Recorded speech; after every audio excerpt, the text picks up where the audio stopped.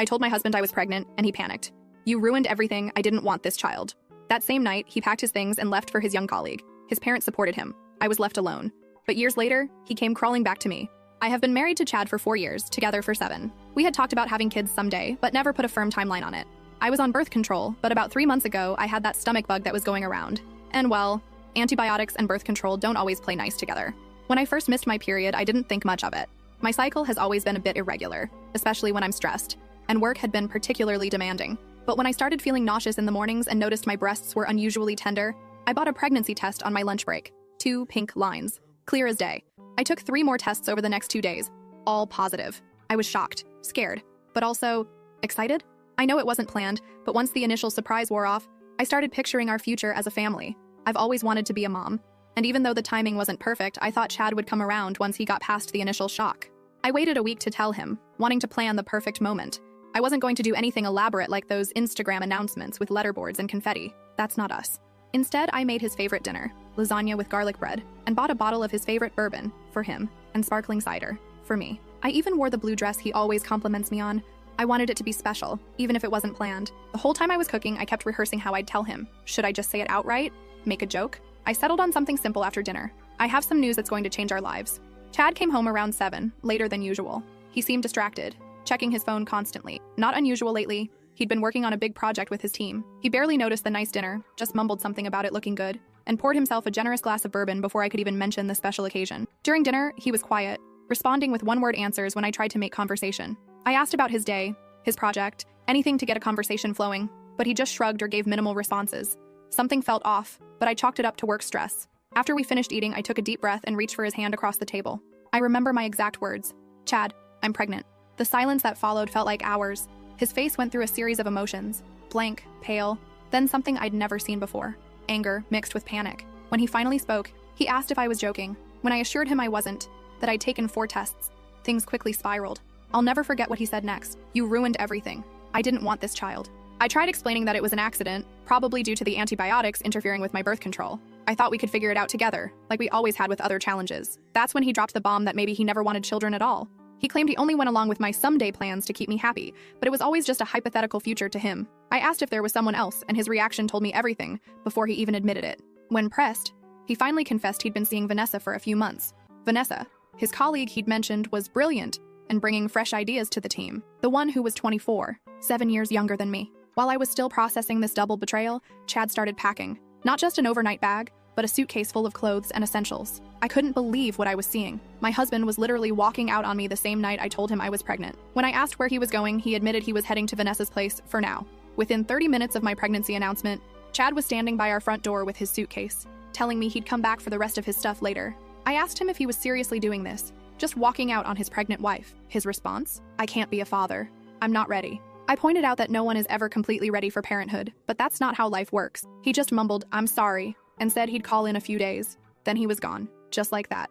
I sat in our suddenly too quiet apartment, trying to process what had just happened. One minute I was announcing my pregnancy, and the next my husband was gone, off to his younger girlfriend's place, leaving me and our unborn child behind. I called my best friend Julie, sobbing so hard she could barely understand me. She came over immediately, holding me as I cried and questioned everything about my marriage. "I thought I knew him," I kept saying. "How could I have been so wrong?" The next morning, I woke up on the couch with Julie sleeping in the armchair nearby. For a split second, I hoped it had all been a nightmare, until the wave of nausea hit, reminding me that not only was my husband gone, but I was still very much pregnant. Julie made me toast and tea, insisting I eat something for the baby's sake. My hand drifted to my stomach. Whatever Chad had decided, this was still my child. I tried calling Chad throughout the day, but it went straight to voicemail. My text asking him not to shut me out went unanswered. By afternoon, I was feeling stronger, anger starting to replace the shock. I called my OB/GYN to schedule my first prenatal appointment. I was going to move forward, with or without him. That evening, I got a call from Chad's mother, Rebecca. The conversation was brief, but illuminating. She told me Chad had explained the situation to them and suggested I should give him time, because he was still too young for a family. When I pointed out he was 31, she brushed it off, saying he was focused on his career. Then came the real kicker. She hinted that I should consider options, clearly suggesting termination without directly saying it. I firmly told her I was keeping this baby, her grandchild, regardless of Chad's decision. The call ended with me shaking with anger, finally understanding where some of Chad's attitudes came from. His parents had always coddled him, treated him like he could do no wrong. The next few days passed in a blur. I went to work, trying to act normal despite feeling like my world had imploded. I contacted a lawyer to understand my options. I started researching single motherhood and childcare costs. I looked at my finances, calculating how I could make this work alone if I had to. Chad finally texted 3 days after leaving, not to ask how I was doing or to apologize, but to inform me he was staying at Vanessa's and would send money for bills. When I replied that we needed to talk in person, his response was that he needed space and wasn't ready to talk yet. A week passed, then 2. He came by the apartment once when I was at work to get more of his things. He left his keys on the counter with a note saying he'd paid rent through next month and would contact me about divorce after speaking with a lawyer. Divorce, just like that. I had my first prenatal appointment alone. When the technician did the ultrasound and I heard my baby's heartbeat for the first time, that fast, rhythmic, whooshing sound, I broke down crying. The technician probably thought they were tears of joy, not tears of grief for the family I thought we'd be. The baby measured right on track. They gave me a tiny printout of the ultrasound image, just a little bean-shaped blur, but already my child. I put it on the refrigerator when I got home, a reminder that no matter what happened with Chad, this little person was counting on me. 3 weeks after Chad left, his father Roland called me. Unlike Rebecca's cold approach, he at least asked how I was doing. When I told him honestly that I wasn't doing great after being abandoned for a younger woman and mentioned his wife suggesting abortion, he tried to smooth things over. He claimed Rebecca didn't mean it like that, and that they were just concerned about Chad's career and promotion prospects. He called my pregnancy unfortunate timing and explained that Chad just isn't in a place where he can be a father right now. I reminded Roland that I hadn't planned to be a single mother either, but adults deal with life's unexpected challenges. He offered financial help but made it clear that Chad needed to focus on his career and that he and Vanessa had a connection. After hanging up, I realized something important. I was utterly alone in this. Chad had chosen Vanessa. His parents had chosen him. It was just me and my baby now. But somehow, that realization was clarifying. I didn't have to wonder anymore. Didn't have to hope Chad would come around. I could start planning my life, our life, without the weight of uncertainty. I called Julie that night and told her I needed to move. There were too many memories in our apartment. She immediately offered her place until I found somewhere new. As I looked around the apartment we'd shared, I felt something unexpected, a tiny flicker of hope. Not for reconciliation, that bridge was thoroughly burned, but for the future. My baby's future. Whatever came next would be hard. I had no illusions about that. Single motherhood, divorce, rebuilding my life from scratch, none of it would be easy. But one thing I knew for certain, my child would never feel unwanted, not by me, and maybe that would be enough. Tomorrow, I'm meeting with the lawyer again to start divorce proceedings. Chad thinks he can just walk away? We'll see about that. I might be down right now, but I'm not out. Not even close. First update. Wow, I can't believe it's been a year since my last post. First, thank you to everyone who commented with advice and support. I read every single message, even if I couldn't respond to them all. Your words meant more than you know during those dark days. So much has happened, and yet somehow writing that sentence feels like an understatement. I have a son now, an actual tiny human who depends on me for everything. His name is Tiago. He's 8 months old, and despite everything, he's the best thing that's ever happened to me. Yesterday, I realized something that stopped me in my tracks while I was folding his impossibly small socks. Chad has never met him. Not once. Not when he was born, not for his first smile, not for his first Christmas, not ever. My son's father lives less than 30 minutes away, and he's a complete stranger to his own child. I guess I should start from where I left off. The divorce was finalized when I was 7 months pregnant. Chad didn't contest anything, which my lawyer said was unusual but made everything move faster. The judge ordered reasonable child support based on Chad's income, which is something at least, though it's been spotty, more on that later.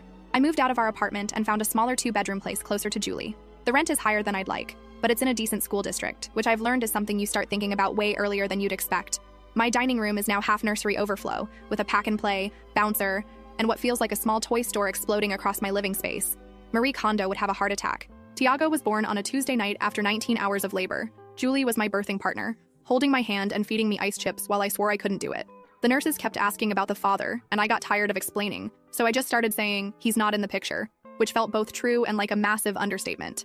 Those first weeks were a blur of sleeplessness, nipple pain, sorry, TMI, and wondering if I was doing anything right. The night we came home, Tiago wouldn't stop crying, and I remember sitting on my bathroom floor at 3 a.m., also crying, Googling, why won't baby sleep on my phone while he wailed in my arms? I'd never felt so alone or so overwhelmed, but we survived. Day by day, we figured it out together, Tiago and I. I learned his cries. Hungry sounds different from tired, which sounds different from, I just want to be held. I discovered he loves being sung to, even though I can't carry a tune in a bucket. I watched his personality emerge bit by bit. He's observant, stubborn, wonder where he gets that from, and has a laugh that can light up the whole room. Work has been complicated. I went back when Tiago was 10 weeks old because I needed the money. My boss Anastasia has been surprisingly understanding, letting me work from home 2 days a week. Finding childcare nearly broke me, financially and emotionally. Daycare costs more than my rent, which seems absolutely insane, but it's the reality for so many of us. I found a place that doesn't require taking out a second mortgage, but it's still a huge chunk of my monthly budget. The financial stuff has been one of the hardest parts. Child support from Chad comes sometimes, but there's always an excuse when it's late. His car needed repairs. He had unexpected expenses. He's switching jobs. Last month, it was 2 weeks late because he and Vanessa were in Spain. I saw the pictures on Instagram before he bothered to respond to my texts about the missing payment. Speaking of social media, I made the mistake of checking his profiles a few months after Tiago was born. There they were, Chad and Vanessa, looking sun-kissed and carefree at some rooftop bar. No signs of sleepless nights or spit-up stained clothes in their world. I blocked them both after that. Julie says it's better for my mental health, and she's right. Julie has been my lifeline through all of this. She comes over with takeout when I'm too exhausted to cook, holds Tiago so I can take an actual shower, and never once complains when all I can talk about is baby poop consistency or sleep regressions. She even organized a small baby shower when I was 8 months pregnant, after Chad's friends all ghosted me. Funny how people pick sides so quickly. Chad's parents have been interesting. After initially supporting their son abandoning his pregnant wife, they had a change of heart once Tiago was actually born. I got a text from Rebecca about a month after he arrived, asking to see their grandson. I didn't respond right away, trying to figure out how I felt about it. Then came flowers, baby clothes, even a handwritten letter about how they'd love to be part of their grandson's life. I finally agreed to a short visit when Tiago was 4 months old. It was awkward, to say the least. Rebecca kept commenting on how much he looked like Chad as a baby, while Roland took about 50 photos on his phone. They brought expensive baby gifts and talked about starting a college fund. Not once did they mention their son's absence or apologize for their previous behavior. When they asked to take him for an overnight stay, I had to draw a hard line. No way was I letting my infant go anywhere without me, especially with people who had basically suggested I terminate my pregnancy a year earlier. That conversation didn't go well. Rebecca accused me of using Tiago to punish Chad, which was rich considering Chad had shown zero interest in meeting his son. That's the part I still can't wrap my head around. How do you know you have a child and just not care? Not wonder what they look like? How they're growing? If they're happy? Chad has sent money, sometimes, but has never once asked for a photo, a video, or a visit. It's like Tiago is an abstract concept to him, not a real person with his eyes and dimpled chin. I've tried to be the bigger person. When Tiago was born, I sent a simple text with his birth stats and a photo. No response. I set up a shared photo album online where I occasionally upload pictures, just in case Chad ever wants to see what he's missing. As far as I can tell, he's never opened it. For Tiago's first Christmas, I sent a holiday card with his photo to Chad's address. The envelope came back marked, "Return to sender."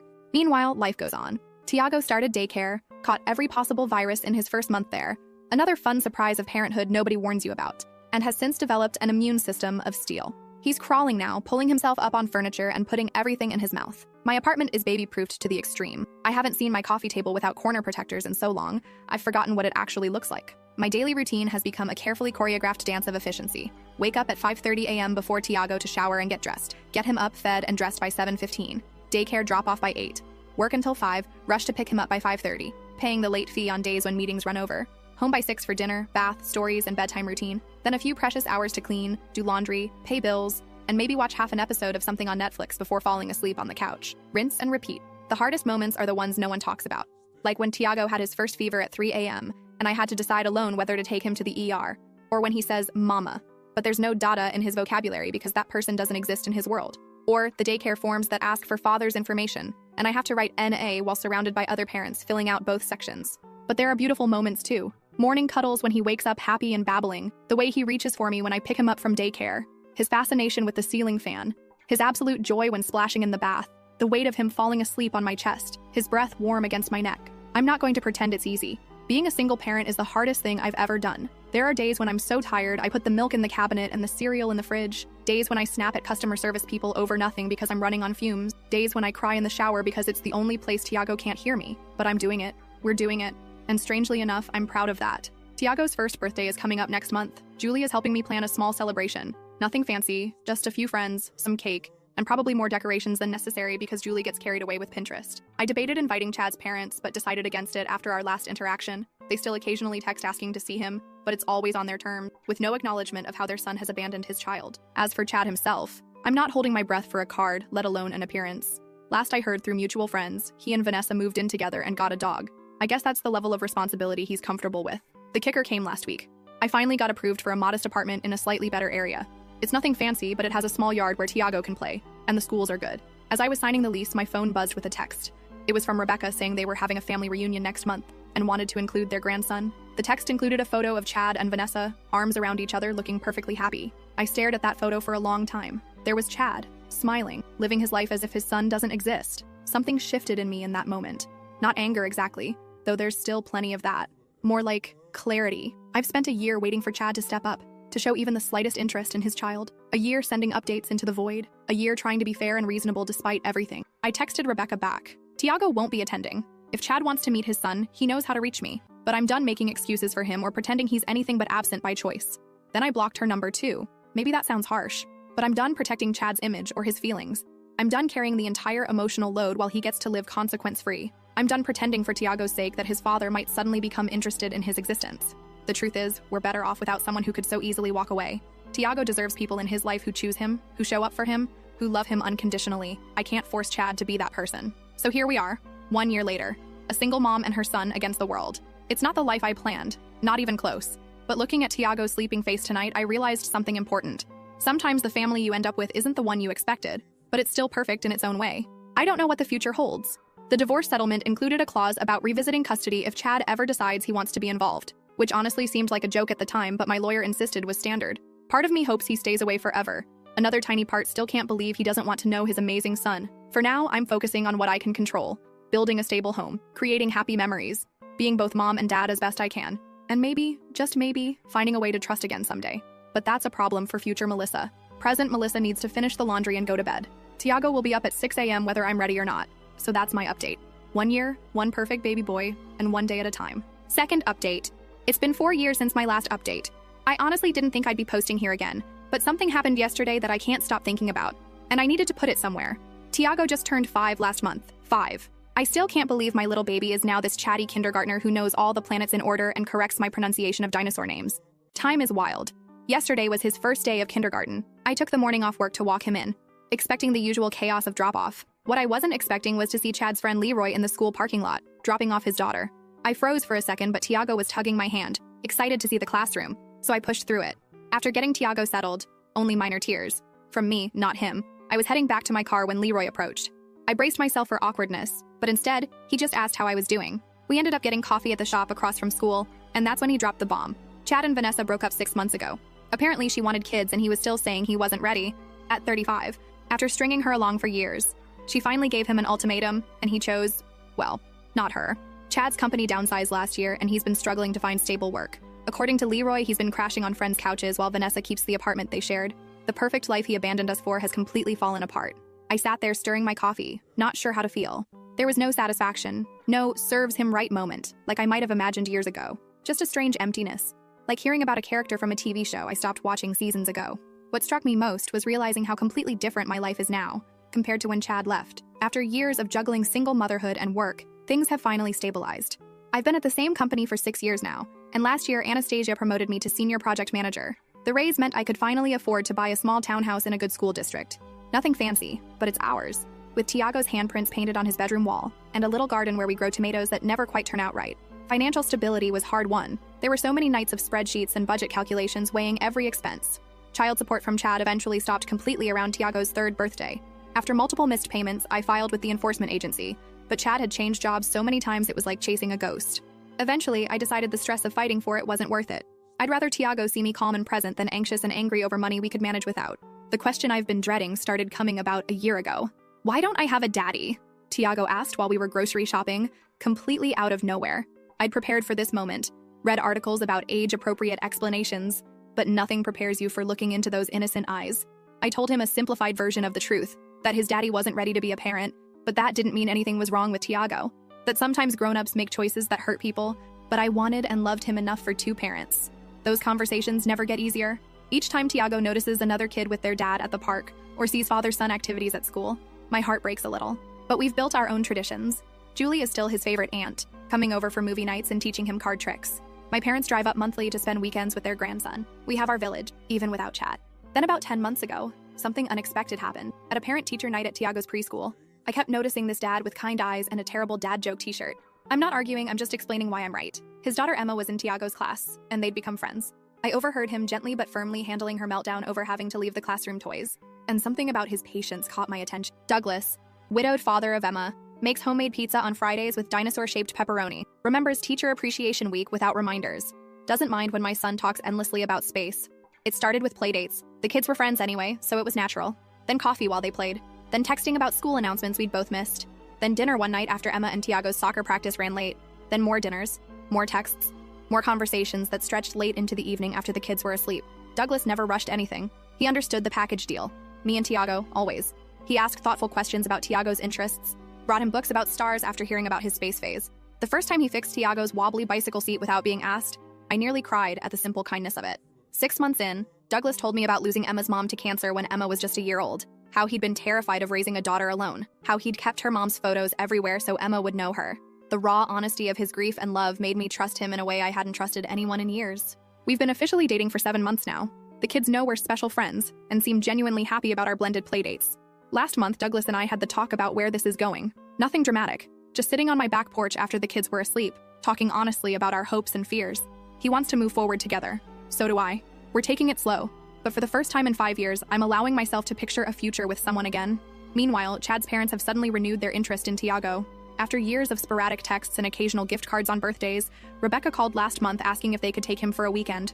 When I explained that wasn't going to happen after years of minimal contact, she got defensive, claiming they'd always wanted a relationship, but thought I was keeping them away. The truth is, they made barely any effort until recently. I wonder if Chad moving back in with them has anything to do with their sudden interest. Douglas asked last week if he could take Tiago fishing along with Emma next weekend. Something so simple. Yet it made my throat tight watching Tiago's excitement about learning to fish like real boys do. After Leroy's revelation yesterday, I checked Chad's Instagram for the first time in years. His carefully curated feed of exotic vacations and rooftop parties has been replaced with vague inspirational quotes about new beginnings and finding yourself. No mention of the son turning 5 just miles away. I closed the app feeling oddly at peace. 5 years ago, I was broken, terrified, and alone. Today, I have a career I'm proud of, a home I own, an amazing kid who astonishes me daily, and a partner who chooses us every day, not because he has to, but because he wants to. So that's where I am 5 years later. Not where I expected to be, but exactly where I'm meant to be. And Chad? His choices led him exactly where his choices would naturally lead. I can't even find it in me to be bitter anymore.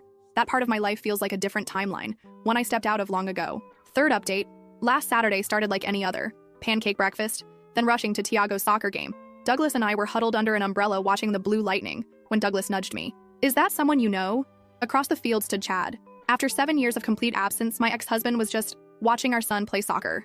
No warning, no heads-up text, nothing. When halftime came, Tiago ran over for water, excited about his defensive play. That's when I noticed Chad approaching us. Tiago spotted him too, asking who the stranger was. Before I could answer, Chad was standing there, awkwardly commenting on how big Tiago had gotten. I sent Tiago back to his team and confronted Chad. He admitted his mother had mentioned the soccer schedule. Of course, Rebecca.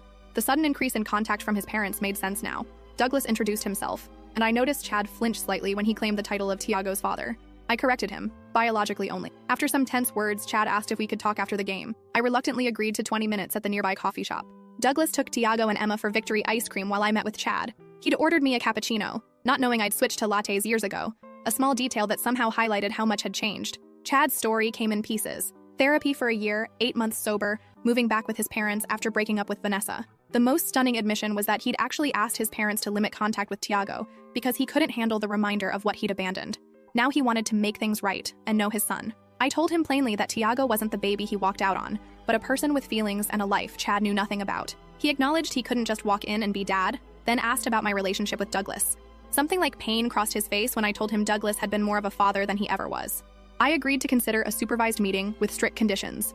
I would be present, it would be brief, and if he disappeared again, that was it forever. 3 days later, after talking with Douglas and our family therapist, I arranged a meeting at a park. Telling Tiago was harder than expected. His questions were heartbreaking. Why his father wanted to see him now, whether Douglas would come too, and if his biological father would like him. He decided to wear his soccer jersey, so he knows I'm good at soccer.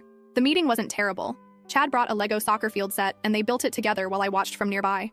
I noticed genetic similarities I'd forgotten. The same concentration face, the same eye crinkle when they smiled. Over the next 2 weeks, we had several similar supervised meetings.